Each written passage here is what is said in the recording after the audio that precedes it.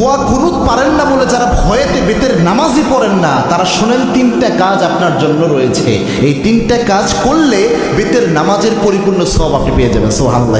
ইসলাম যে কত সহজভাবে আপনাকে সমাধান দিয়েছে কল্পনা করতে পারবেন না। এই যে বেতের নামাজে যে দোয়া কুনুতটা আমরা পড়ি, এটা কিন্তু অনেকের মুখস্থ হয় না, যার কারণে অনেক বড় দেখে অনেকে বেতের নামাজই পড়ে না যে আমি দোয়া কুনুত পারি না, আমি কী বা পড়বো। অথবা অনেকে এমন রয়েছে বেতের নামাজে দাঁড়িয়ে দোয়া কুনুতের সময় চুপ করে থাকে, একটা সুশব্দ করে না, এরকম আছে অনেকে। তো এরকম কোনোটাই মাধ্যমেই আপনার কিন্তু দোয়া কুনুতের যে হক এটা আদায় হচ্ছে না। এবং বেতের নামাজ এটা কিন্তু ওয়াজিব একটি নামাজ, এই নামাজকে আপনি ইচ্ছা করে ছেড়ে দিতে পারবেন না, এবং ওয়াজিব সবসময় চাইলে আপনি তরক করতে পারবেন না। এই জন্য বেতের নামাজ গুরুত্বপূর্ণ।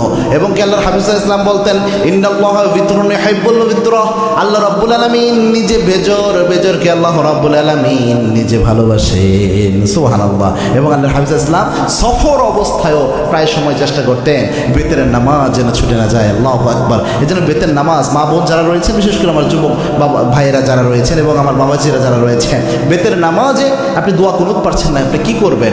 প্রথম যদি আপনি দোয়া কুনুত না পারেন তাহলে আপনি যে দোয়াটা পড়বেন, রব্বানা আতিনা ফিদ দুনিয়া হাসানাহ ওয়া ফিল আখিরাতি হাসানাহ ওয়া কিনা আযাবান নার। এই যে আয়াতের একটা অংশ, একটা দোয়া আল্লাহ রাব্বুল আলামিন দিয়েছেন, এই দোয়াটা আপনি প্রথম পড়ার চেষ্টা করবেন। বেতের যে সময়টা এই দোয়া পড়বেন, রব্বানা আতিনা ফিদ দুনিয়া হাসানাহ ওয়া ফিল আখিরাতি হাসানাহ ওয়া কিনা আযাবান নার। এটা পারলেন না ধরেন আপনি, তখন আপনি কি পড়বেন? আল্লাহুম্মা গফিরলি, আল্লাহুম্মা গফিরলি, আল্লাহুম্মা গফিরলি। এটা বারবার আপনি পড়তে থাকবেন, তাহলেও দেখবেন ইনশাআল্লাহ বেতরের হক আদায় হবে। 3 নাম্বার হচ্ছে আপনি পড়বেন আস্তাগফিরুল্লাহ, আস্তাগফিরুল্লাহ, আস্তাগফিরুল্লাহ। তিনটার যে কোনো একটা যদি আপনি পড়েন, আশা করা যায় ইনশাআল্লাহ বেতরের হক সাময়িকভাবে আদায় হবে। তবে এটা এই সময় পর্যন্ত, যতদিন পর্যন্ত আপনার মুখস্থ না হয়।